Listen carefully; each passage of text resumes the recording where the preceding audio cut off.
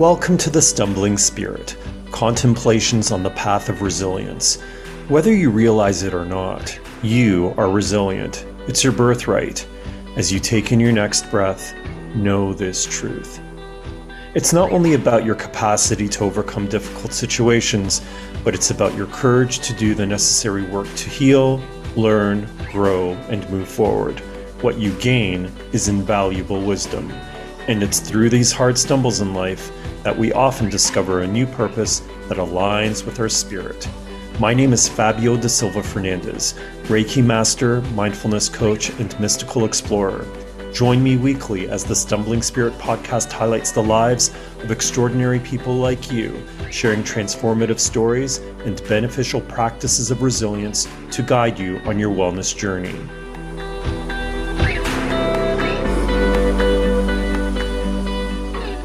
In January, Reverend Mariann Budde famously pleaded with U.S. President Trump, saying in part, "Have mercy upon the people in our country who are scared now," referring to the LGBTQ+ community, as well as undocumented workers and their families.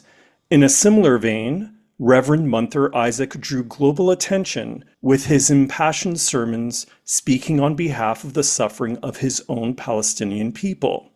While from two different denominations, their words reverberated across the Christian world with the weight of a papal address.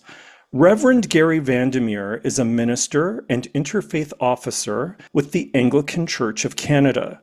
Today, Gary joins me to discuss the role of the pulpit in the face of populism, annexation, tariffs, and war crimes. It's a pleasure to welcome to the show Rector and Pastor of St. John the Evangelist Church in Ottawa, Reverend Gary Meer. Hello, Gary. Hello, and thanks for welcoming me. What do you think is the role of the church in these uncertain times? I'm accustomed to the role of the church to be very much focused on the community that is gathered. And I have been very comfortable in that role, getting to know the people of my congregation, welcoming new people into the congregation, trying to reach out to local neighbors and local businesses, and to befriend other clergy of other religions and of other Christian churches as well. But it's this latest times that we're in that has really brought me about thinking, what is the public voice of the church? I felt that Bishop Budde's sermon was addressed to me. And I'm sure a lot of people felt that too, because we have been very comfortably speaking to our own. And what we see around us is this all-embracing focus of the news and media, where we're drawn in and anxious. And that the anxiety that she described in her sermon is anxiety that I feel. And because I know the people of my congregation, I know it's anxiety that they feel.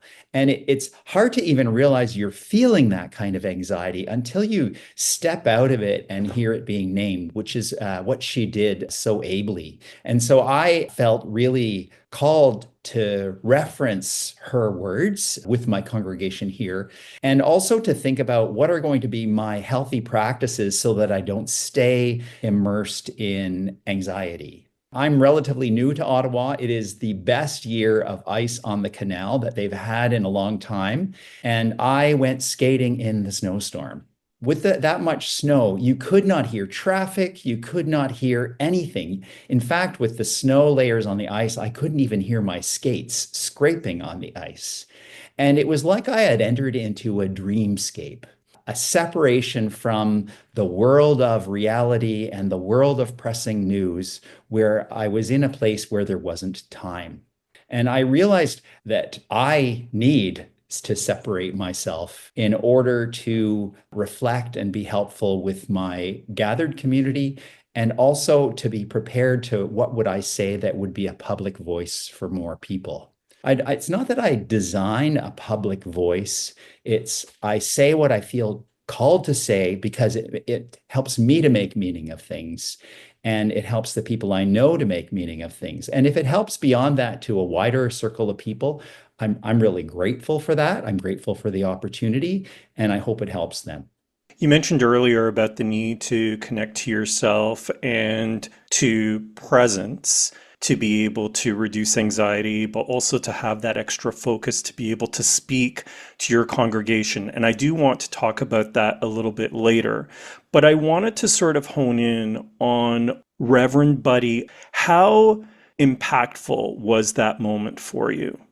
That was very impactful for me because I guess I'm accustomed to being the voice just for the people who are already a part of the community. And that was a public address to a special ceremony for the president. It was the inauguration prayer service. And I know that she was aware that many other people were listening and that she was giving voice to the concerns and anxiety that she was aware about and that was also she knew to be widespread. So it was important to me to hear her say that. And I think it inspired me to look, especially when we have our scriptures, which come up in an assigned reading pattern. When I notice a scripture addresses something that is in current events, to help people to walk through that is a living document, if you will, a living statement of what we believe in, what we hold as our ideals about how we live in community. And that if there are dominating voices that take a text in a direction that I don't support, I need to help people and help myself to see the text as I believe it should be heard. And I think she did that very well. She called people to a text because the public dialogue was actually against what that text was about. So calling people to be mindful of those who are hurting and afraid and of those who are vulnerable is actually key to our message of being followers of Jesus. But we might take that for granted in another time of less anxiety, and now it's crucial. Correct me if I'm wrong, the Episcopal Church is part of the community of the Anglican Church. Is that correct? Yes, the Anglican Communion includes Anglican churches around the world, especially in English language countries, but not just there. And the Episcopal Church, with the American Revolution and the rejection of the King of England, the word Anglican was not a word that was suitable anymore. The word Episcopal references the church's governance model of having bishops. And so they are a part of the Anglican Communion, a full member of the Anglican Communion. During the social changes, especially of the past half century, there are a number of churches that have separated themselves and regard themselves as the continuing Anglicans, but they're not part of the Anglican Communion. And so in Canada, historically, that had been churches that were against the ordination of women, more recently opposed to same-sex marriage and the ordination of people who are 2S LGBTQ. The reason why I wanted to highlight that is because the Episcopal Church is part of the Anglican Communion, then it must have had really a larger or more profound impact on you, did it not? Yes, so they're like the in-laws, they're family, in the sense that American culture pervades Canadian dialogue, and yet we manage to still be Canadian. In the church, hearing from our extended family feels like we're hearing language that we know. The way she spoke is the way I would recognize many clergy in the Anglican Church of Canada speaking. The way she described, the way she presented felt very familiar to me. It felt like family. And part of what Reverend Mariann Budde said to the US president included, quote, "May God grant us the strength and courage to honor the dignity of every human being, to speak the truth to one another in love, and walk humbly with each other and our God for the good of all people." It sounds really aspirational in a way, especially in this divisive world. What are your thoughts on what she said in that moment? So when she talked about the dignity of every human being, she was quoting from what we call the baptismal covenant. It is a part of their liturgy and a part of ours that when we have a baptism, we renew our commitment to our core beliefs. We do it in a question and answer framework that is the Apostles' Creed, followed by a number of questions asking how we're going to live and echoing scriptural texts in how the questions are asked. So to be asked to respect the dignity of every human being is language we know deeply. So she's calling us to be ourselves. And in her reference to walking humbly with our God, that comes from Micah in what Christians call the Old Testament in the Hebrew Scriptures, and it's a passage often quoted to do justice, love kindness, and walk humbly with our God. So she is echoing things that we already know deeply and calling us to be faithful to what we already know. I'm reading a really good book right now. It's by David Brooks, and it's called How to Know a Person. And in chapter 8, it's entitled The Epidemic of Blindness. And he writes about how there's a crisis of distrust in society caused by the pain of loneliness, least of which due to the lack of connection. And it gets transmitted, he says, as meanness. He goes on to say that, quote, distrustful people assume that others are out to get them. They exaggerate threats. They fall for conspiracy theories that explain the danger that they feel. This is the landscape that we're in right now. And I'm just wondering, in this perfect storm, what are your thoughts about this concept that David Brooks talks about? I think that what he's describing is something we are all susceptible to the extent that we follow along in social media on whichever vehicle we're using, Facebook or Instagram or whatever vehicle we're using. What we see are items that draw our attention, draw our passion, get us to respond, deliver us to product advertising by the way we respond. And if you go on social media and look at any post that draws out your emotions, and then you go to the comments underneath, you see all kinds of things expressed, voices of reason, voices of ignorance, voices of people who seem to be delighting in getting people's goat. They actually seem to be making it their life to get entertainment out about riling people up. I think this really sucks the life out of all of us to be drawn into this constant barrage of media. So I've been thinking a lot about how to separate myself from it. I don't want to not know what's going on, but I don't want to hang off the edge of every nasty comment. I don't want to absorb it. I don't want to be taken into an energy of despondency by the comments and the way social media works.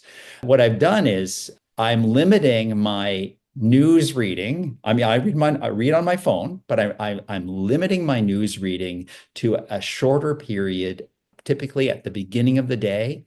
I look at a few of these incendiary things, and then I'm trying to actually broaden my reading. I started subscribing to a few online magazines that are more reasoned places of thinking through what you care about. As I said, I think we're all susceptible to what the world of social media is doing about drawing out our energy. So I'm trying to protect myself from that. You mentioned social media, which is definitely a factor. One other thing that we're encountering is the sort of sports team politics, right? So this like kind of right wing, left wing, I'm on my camp, you're on your camp type deal. So this is another layer. And I think that this was occurring well before the pandemic, that this has been a trend over time where information has been less trusted based on, I guess, whatever source you're getting it from. And so this kind of speaks back to what David Brooks was talking about in terms of this level of distrust that's sort of arising in society and all of that stuff. As a clergy person, as a minister, how do you compete with those other voices?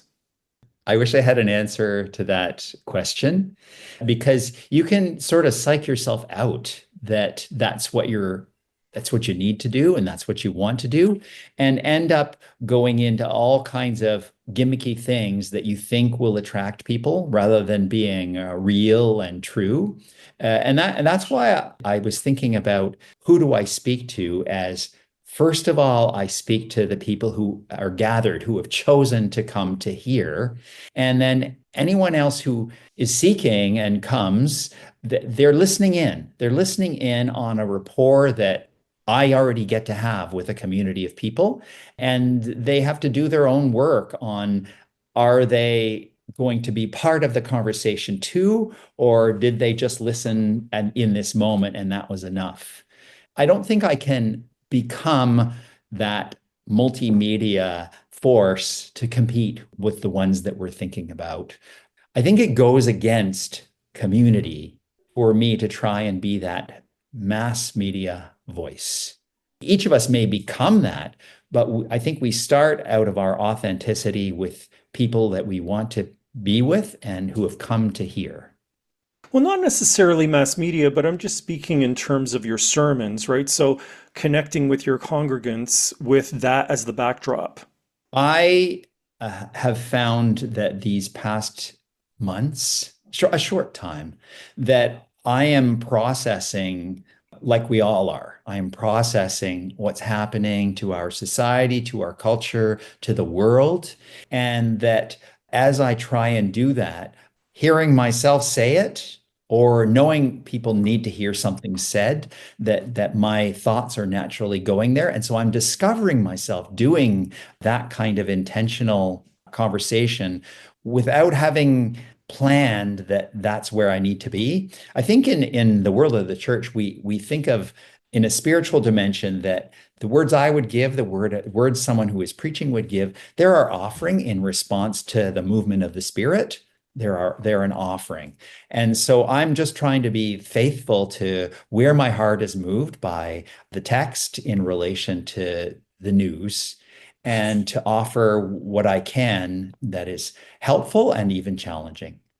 What I'm noticing in the discourse out there between groups of people is that there's this real need for people to be seen. See my humanity. This is my humanity. Recognize my humanity, right? So that's one voice that I'm hearing. And then the other voice that I'm hearing is my humanity is more valuable than your humanity. So that's the other voice that I'm hearing. So I'm just wondering what you think about that.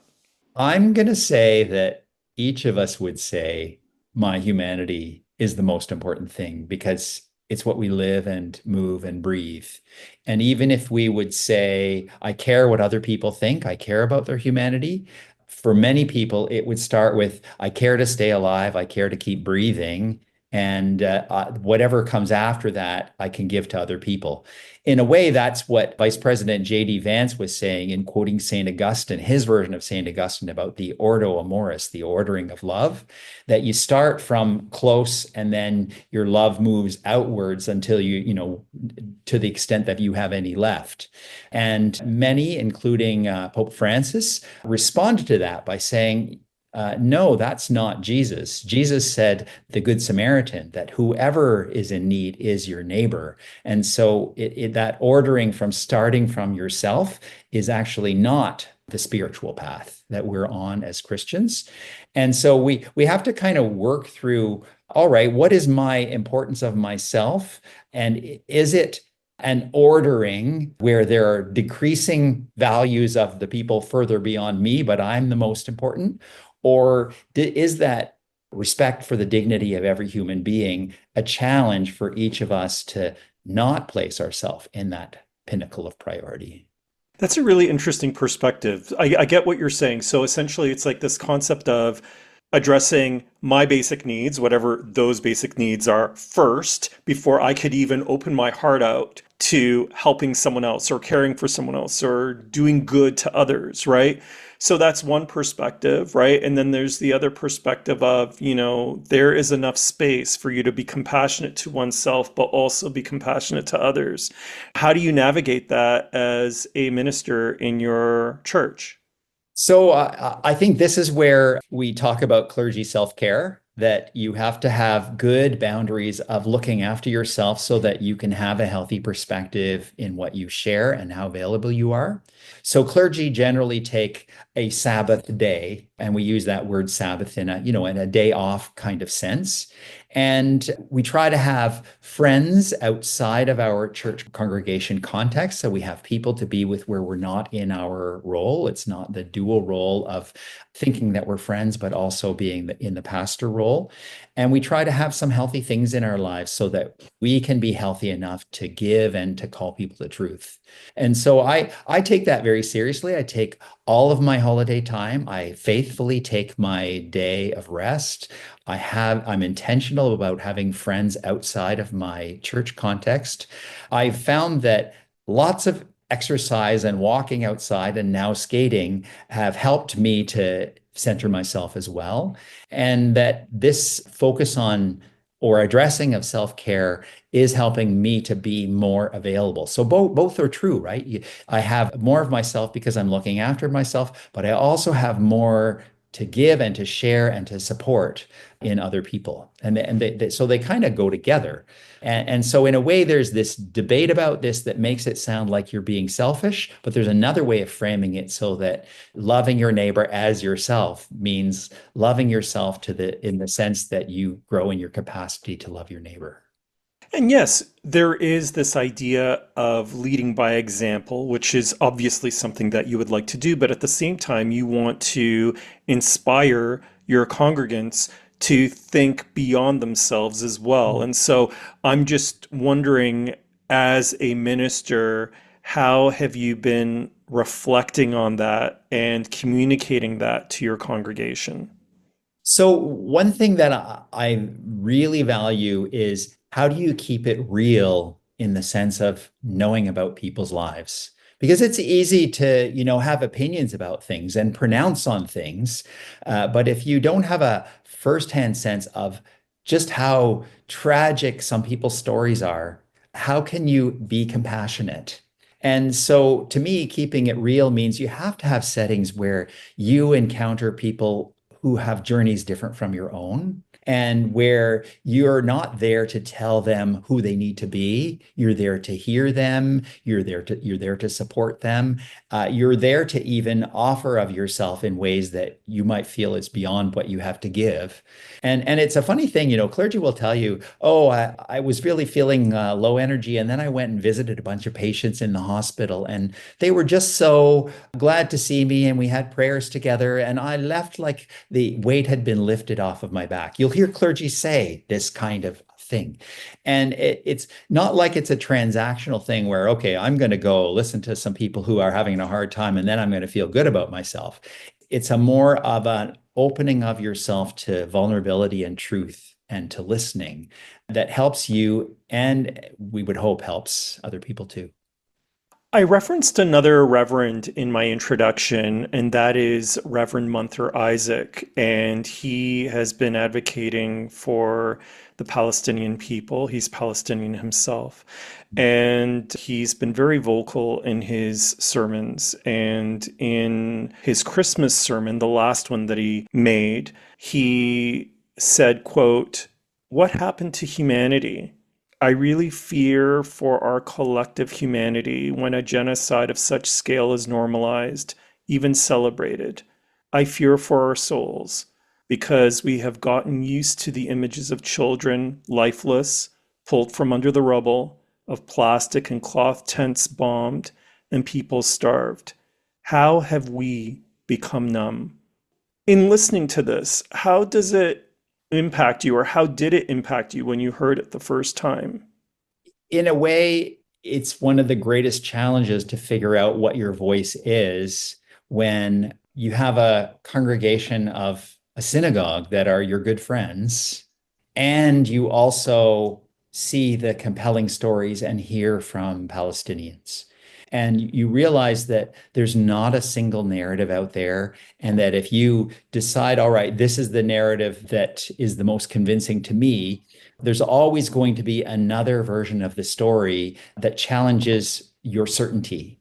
And so to live in a place of not knowing the answers and not being the expert, and to pray for all, to pray for safety and peace for all, but to always be ready to have your mind changed and to be moved. This is one of the hardest ones, this particular conflict, because it is so heart-wrenching. And if I hear my friends in the synagogue talk about it, they have their own version of why it's really painful for them too. And I care about all the voices. And I'm having a hard time holding that intention. I don't even know if I know how to do that well. I'm just trying to do it. It is difficult. And I think that, I mean, it's been difficult for me. I think it's been difficult for a lot of people. Like how do you even communicate your thoughts on a situation that's very complex, very emotional on both sides, where there are varying opinions and different news sources and, all of that stuff. So at the end of the day, what we're talking about is this idea of compassion and having compassion for all people and why that's very important. And I do want to touch upon compassion in a moment because I think that that's a really key thing in this conversation. But because you brought it up, I want to discuss your interfaith work first. What do you do in your role as an interfaith officer? And why do you think it's important in this day and age? So I didn't come to this automatically having the role of interfaith officer. I came at it out of interest in how people talk about what means a lot to them. And in my childhood, I met a lot of Christians who were very judgmental and could casually tell you who they thought was going to hell. And I really had to struggle with how that simplistic way was harming me to have people say it that way. I've always kind of been on the side of the underdog, and so I would want to argue with them about how would they know, how could they be the judge? And I became interested in how other religions conceive of what their faith journey is, because my heart is with the Creator loving everyone. Yes, there are texts in our scripture which would make it sound like there's only one way. And I believe other religions have texts like that too. But I want there to be an all-inclusive, loving version of God for everyone. And so that was my interest in advance. And I was just naturally curious to meet people of other religions. In my previous church in Toronto, I started an intentional friendship with the synagogue. And then right after that, started an intentional friendship with a mosque. I found that what I wanted to do was bring them together, and that Muslims and Jews, we have a lot in common, but the world's events made it really hard for them to trust each other. And that my hope of bringing them together felt like it was an impossible thing.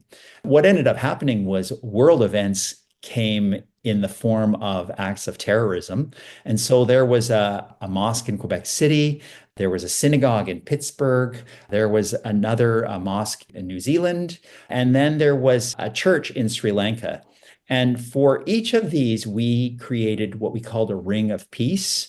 So the Jews and the Christians, so my church congregation and the synagogue congregation, made a ring around the mosque. And they were very moved by that. It was a neighborhood gathering as well. The imam spoke very eloquently about how important it was to be together. I met people at that gathering who were not religious at all. They were just people from the neighborhood who wanted to come to be there to be support. And that really got my mind working on what can we do together. And one thing that really struck me as a possibility is there's so many people who have just written religion off entirely. They've written it off because they see maybe a fundamentalist version or an ugly version of a particular religion, and they think, I want no part of it. And I still have the hope. I mean, in terms of doing what I do, that religion is a force for good for the whole community, and especially including those who are not religious, that religious communities are a force for good. And so to be together with an imam and a rabbi, publicly speaking and standing out in public together, to me, I saw the potential of that people who have written off religion would have to think it over again, that what they meant was a particular kind of religion that was not life-giving, but that there are also versions of religion that are life-giving and can actually change the world by how we are together. So I proposed a workshop at the Parliament of the World's Religions. This is a body that meets occasionally, started in the 1800s in Chicago, and now meets more often. They held their conference in Toronto, and the imam and the rabbi and I applied to do a workshop where we would present our intentional friendship and what was hard about that and what was wonderful about it. And they accepted my proposal, and we then did this workshop where we each talked about how we came to be friends, about doubts and suspicions and anxiety and stereotypes that were confronted. We each told our story. And at the end of that workshop, it was wonderful. It was a beautiful experience of being able to talk with each other and show that we really worked on being friends. But at the end of it, a representative of the Singaporean government came up to us and said, "We're holding an interfaith conference in Singapore next year, and we would like to invite you to come." So they did. They paid for us to go to Singapore to be at this interfaith conference that they were holding in Singapore. And we weren't there to do our workshop. We were just there to be participants. And the whole experience was one of, I saw the potential of speaking together in front of people who are doubtful about whether faith can be a help. I was appointed the interfaith officer in the Anglican Church in Toronto, in the Diocese of Toronto. And when I came to Ottawa, a part of the interview process was telling the bishop my story. And the bishop suggested that that could be part of my work here too.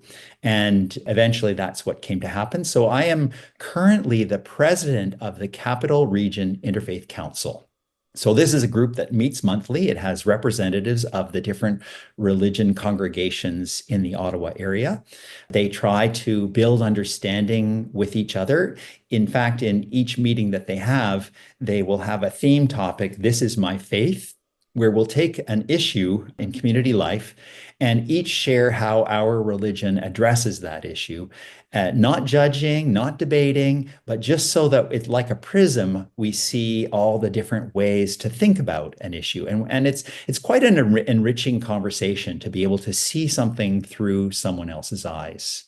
And our people got to talk to each other and just feel like they could know each other and have this dawning sense of, we're really all part of this one thing called humanity.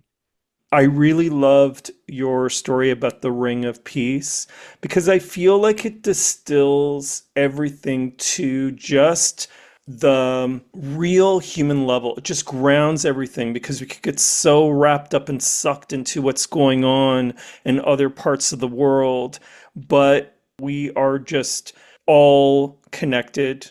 And it's just about showing that compassion towards one another. So I really do love that concept of the Ring of Peace. So thank you for sharing that story. For my listeners, please let me know your thoughts on this conversation, whether you have heard the sermons that we're referencing, if you have any specific thoughts about what Reverend Gary Vandermeer has shared, and just feel free to DM me on Instagram at The Stumbling Spirit. One of the things that I believe, Gary, is that Jesus, Buddha, Moses, and Muhammad are all best friends on the other side, right? So I kind of approach faith from a place of spirituality. And so even though Christ is at the foundation of my belief system, I really derive my sort of understanding of God and source, the spiritual realm, by learning from other faith traditions as well. And there's nothing better than visiting different holy places to be able to do that. So I just want to sort of express that and say that not only to you, but to my listeners as well, who might be curious about what I believe.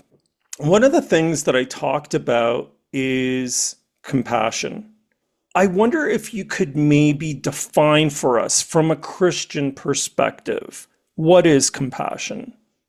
So I think of it as suffering with.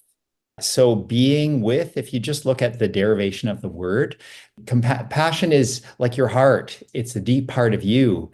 And compassion is then sharing the deep part of you to the deep part of another person and noticing where there is hurt and offering yourself.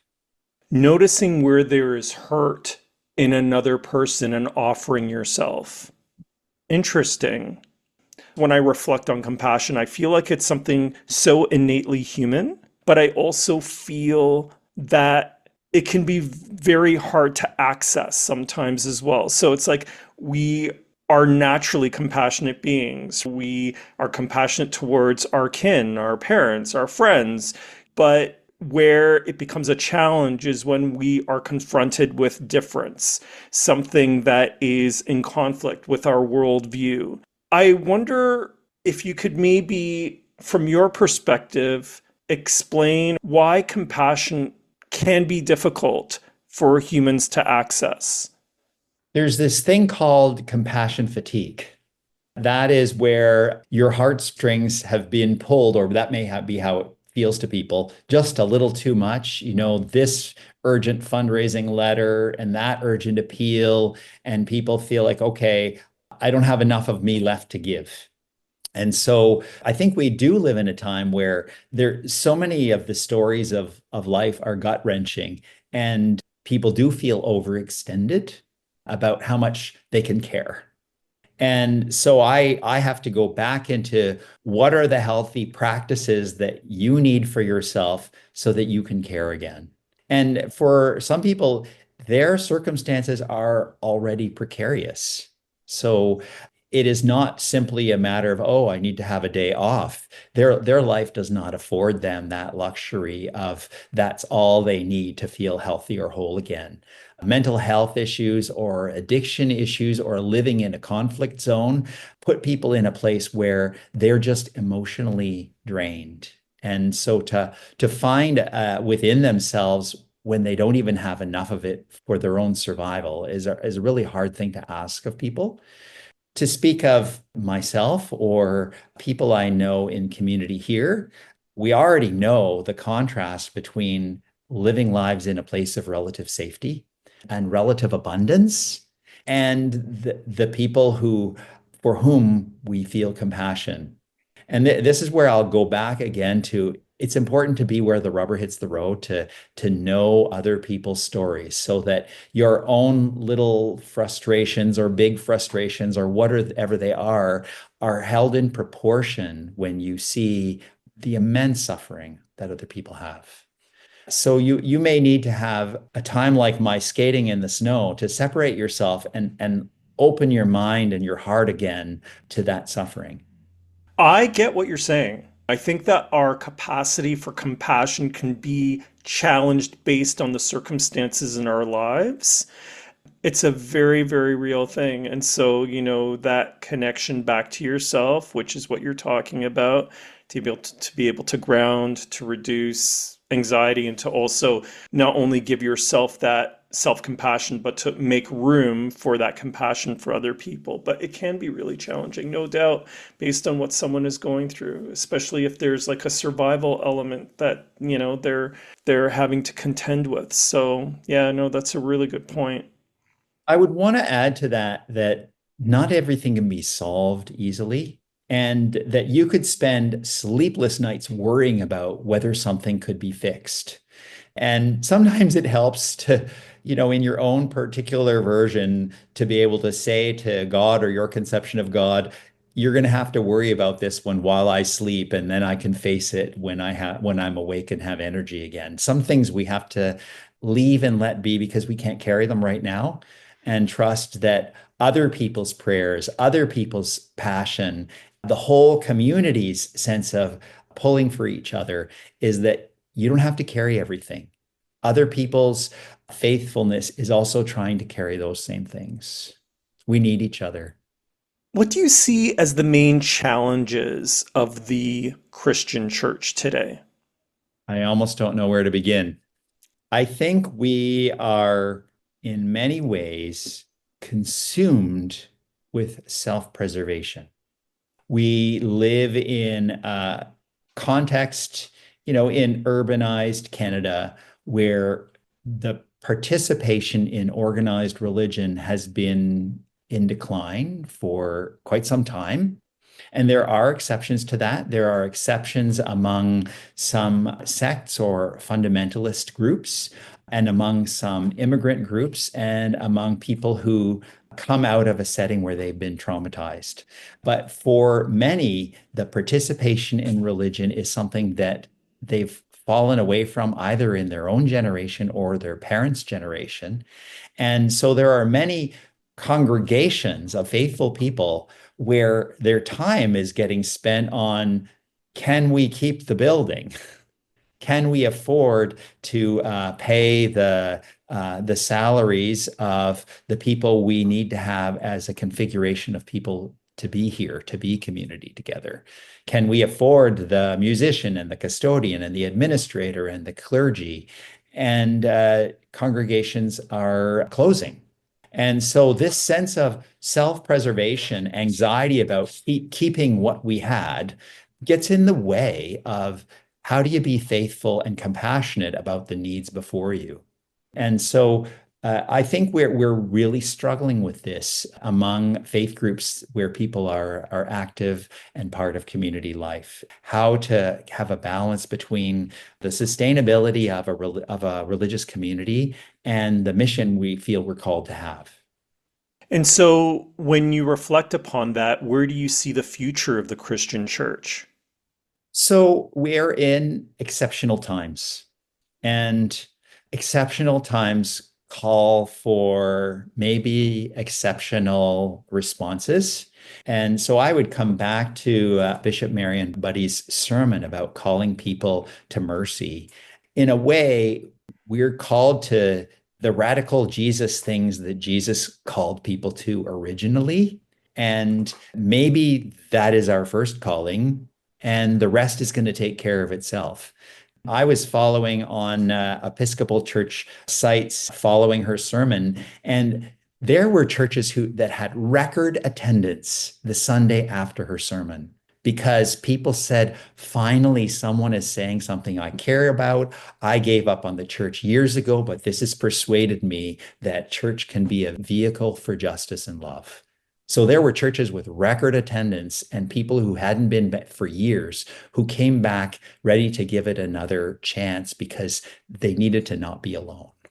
In my introduction, I mentioned populism, annexation, tariffs, war crimes. I mentioned a whole bunch of stuff. And not to be melodramatic here, but I do feel like, in a sense, that we're in an era of comic book supervillains. And I'm not speaking in jest.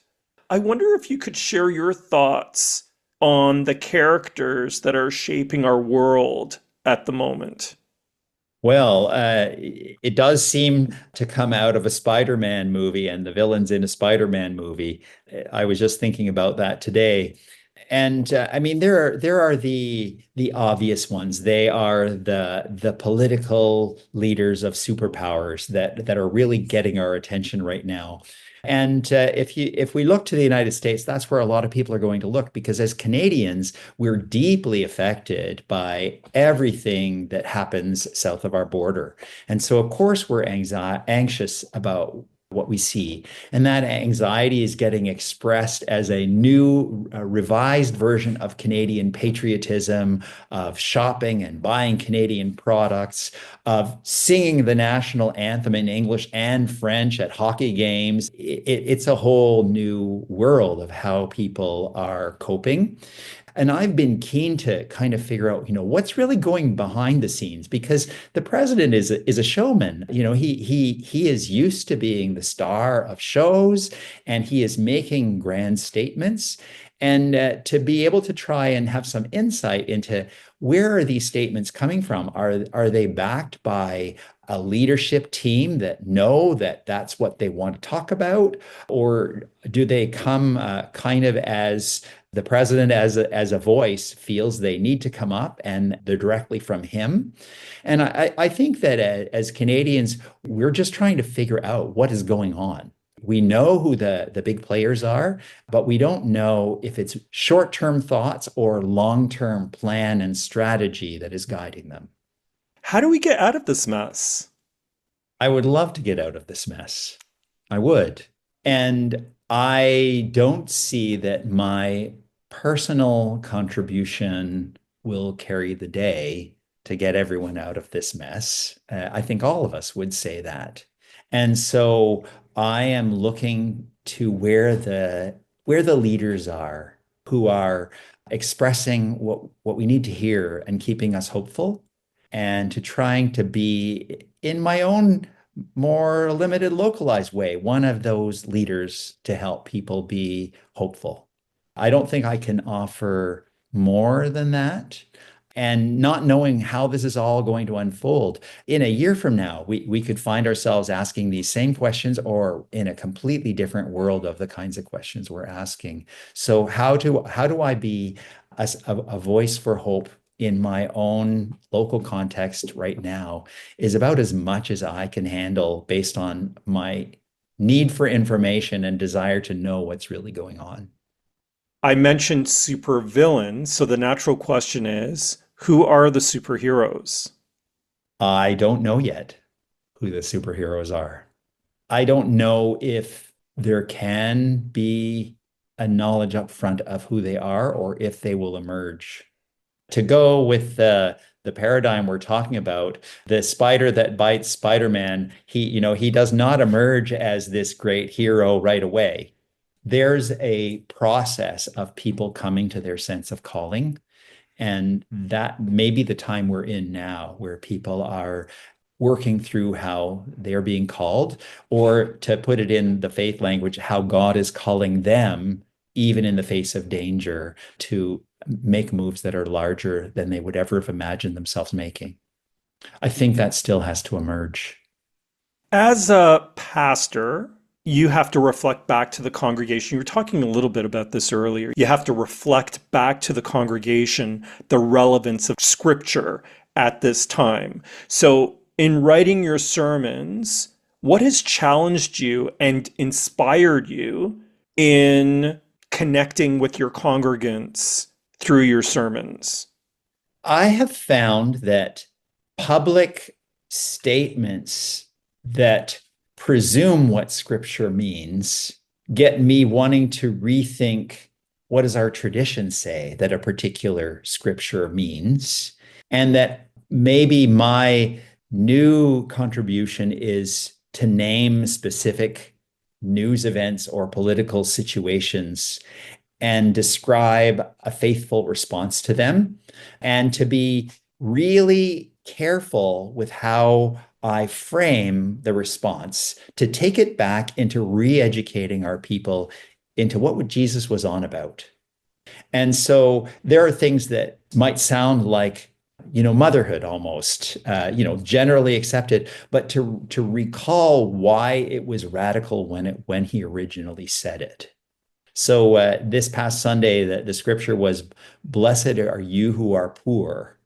Well, it's a lovely quote if you think about the whole passage. The Beatitudes are a lovely quote, and it's, for some people, it is their favorite scripture. And it is countercultural, but how countercultural if you said it and enjoyed hearing it for its poetry rather than heard it as a call to action. And so for it to be a call to action, I think we need to re-educate ourselves in how it was said and how our tradition has wrestled with what it means, so that it doesn't sound like I'm coming off on a tangent of my own personal idiosyncrasies. I'm actually speaking the tradition and faithful to it. So I'm specifically referencing political events as they coincide with the themes of the pre-chosen scriptures for Sunday preaching. What was your calling to become a minister? Everyone's calling is a long story, I suppose. If I could say it in a shorter way, I tried a lot of jobs to be anything but a minister. And in a way, I was on the run from the idea because I had family members suggest it to me that that would be a good thing to be. And my only role models were clergy of the time who seemed just so squeaky clean and on a pedestal that I couldn't identify with how I could be like that person or whether I would even want that for myself. But all the things that I tried were things that I thought I should want, like getting a business degree. And I did get the business degree, but my heart wasn't in that being my life's work. I experienced boring jobs that became, in effect, closed doors that I thought had been open, but discovered they were closed because my heart wasn't in them. And I remember in my early 20s thinking, I cannot deal with this boredom. I would rather work at something and deeply care about it, even if I didn't make a lot of money doing it, because I can't imagine 40 years of boredom. And so I started to look for what got me excited, what made me feel passionate. And I started to attend a church that I left church in my teenage years, but I started to attend a church in a very hesitant way of, I'm not sure I believe all of this, but I'm here to just see what it is. And with that experience, I actually began to resent my paid work for getting in the way of the volunteer things I found myself doing. And that was the awakening, it's probably a better word, to where my heart was.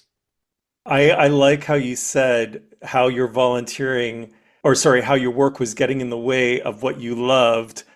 But I mean, to make a choice to become a pastor, a minister, that's a huge decision. So was there, I mean, I understand conceptually what you're talking about, but what was I guess, the voice?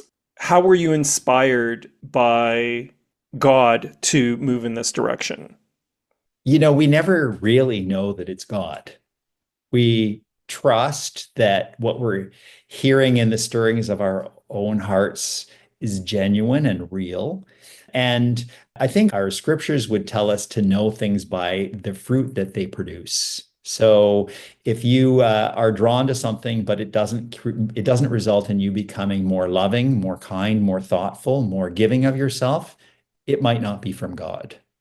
That we need to, without guaranteeing that we are a pipeline to know exactly what God thinks, we have to work from a kind of conjecture of, I'm growing in my confidence that God is drawing me to this because of how I'm experiencing it as giving me the fruit of being loving, being giving, being a real person. So I can't speak with certainty that my calling was to be ordained. I'm confident now that it was, but I don't have that pipeline to God, and I'm really resistant and suspicious of people who act like they have it. That's interesting that you're skeptical, which is, I guess, very healthy. And yet you are preaching at your church, right? This is your vocation. This is what you do, and you're very passionate about it. I'm self-conscious that my role as a preacher is not to tell people what to think or what to believe. I've experienced enough of that version of religion and been repelled by it that I do not see that as my job. My job is to invite people into a worldview of what kind of God they do believe in and to come to their conclusions themselves about what is faithful. And so I think of a sermon as offering people a way of thinking through things so that they can draw their own authentic conclusions. What does resilience mean to you? I guess an easy answer would be to be able to bounce back from hardships or to be able to stay in a place of grace during prolonged hardships, to be able to be in a good place of health and giving and love, despite what your life experiences may be showing you. That's really interesting. I like that, to be in the space of love, regardless of what you're going through. That's a really interesting take on that. What do you think is the connection between resilience and survival? I guess I'd want to play with that about if someone is not resilient, will they survive hard times? They may not emotionally recover from hard times. And so resilience may then be how we are able to bounce back or come back into a place of hope and energy and giving. And it may be that we are counting on some divine reassurance that we're going to be okay. It may be expressed through other kind people and their intervention that we come to have hope that we're going to be okay. And it may be that we become more committed to our principles, to the sense that even if martyrdom, even if self-sacrifice is required, we will do it because what we care to live by is that important. What are your practices of resilience? You talked a little bit about it earlier. You were talking about going on skates, connecting with friends that are not associated with the church. What else can you share with us? So I have my family relationships and my friends. I have time by myself. And by that, I mean intentional time by myself. So from time to time, I keep a journal, and I know extroverts sometimes, they benefit from just saying everything to someone else who is hearing it. I am an introvert, and so I find writing it in a book to say it to myself where I'm hearing it helps me process things. I think that processing the things you're going through, at least for me, that helps me to be resilient about the things that I face. And so I need to create settings that help me process in order to become available again.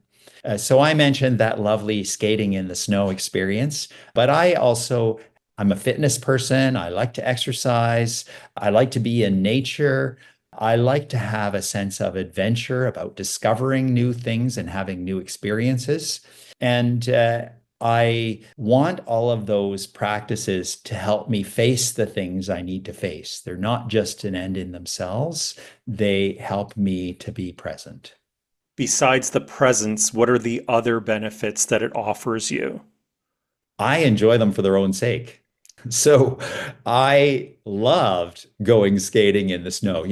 Other people will think that would have been a good time to stay inside and be warm and curl up under a comforter and watch a good movie. But I loved skating in the blowing winds of that blizzard. So there's just the enjoyment of the things in themselves. And then if nothing else was enjoyable that day, I enjoyed that moment in the snow. Now, it just so happens there were a lot of wonderful things in that day, but the sense of joy is something that carries over into the other things that you do. How can people reach you if they want to contact you? The best way is for them to find my church website, St. John the Evangelist, Anglican Church, Ottawa. You'll find my church congregation and an email address to get in touch with me there. Reverend Gary Vandermeer, thank you so much for coming on my show. It really means a lot. And thank you for sharing your insights, your wisdom, and hopefully that will help others elevate their level of compassion. Thank you. Thank you. And to your listeners, thank you for taking time to share in this journey with our conversation.